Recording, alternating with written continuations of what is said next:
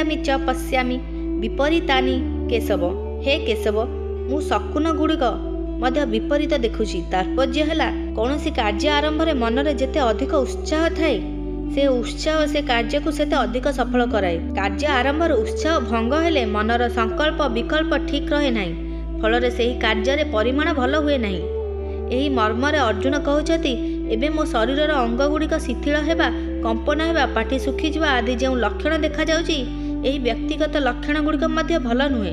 ता छड़ा आकाश उल्कापात हेबा, भूमिकंप हेबा और पशुपक्षी माने भयंकर राब छाड़िबा, चंद्रर कला चिन्ह लिभिगला परी जना पड़िबा, बादलरू रक्त वर्षा हेबा प्रभृति पूर्वर घटित शकुन गुड़िक भल नुहे। एहीपरि वर्तमान और पूर्वर शकुन गुड़िक देखिले मते उभय शकुन गुड़िकर विपरीत अर्थात भावी अनिष्टर सूचक बोली मने हेउछि।